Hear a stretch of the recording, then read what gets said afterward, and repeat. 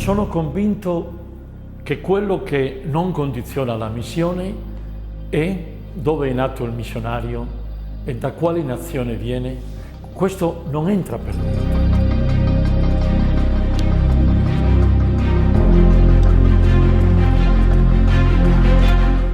Alla fine, per un salesiano, tutto si gioca nel fascino per il Signore Gesù. Questo significa essere missionario. Va bene, partiamo.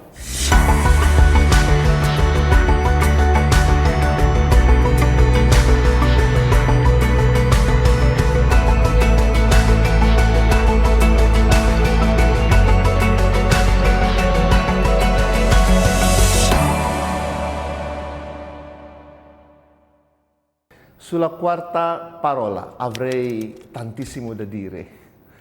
Gioie e fatiche del quotidiano. Cosa deve affrontare un missionario?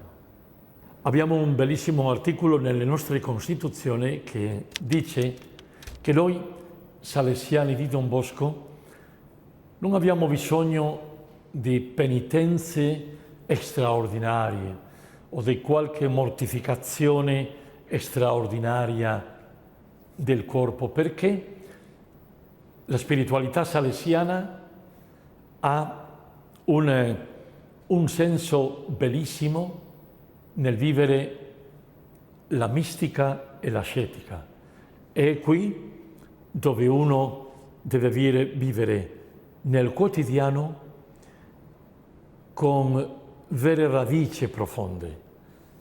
Anzitutto questa passione per Dio e passione per la missione che ti dà una grande fortezza interiore. Quel sentire che tutti i giorni, nel nome del Signore Gesù, vado all'incontro delle persone che troverò o che mi aspettano. Allo stesso tempo è molto importante aiutarci come fratelli, con questo sostegno della quotidianità, del condividere gioiosamente un piccolo pranzo, di aspettarsi alla fine della giornata per pregare insieme, per fare una chiacchierata, per condividere alcune cose, perché non tutti siamo stati allo stesso tempo nello stesso posto. Questo è molto importante. E dirò di più, credo che sia veramente profondamente umano e credo che in questa profonda umanità troviamo tanto del volere di Dio per noi.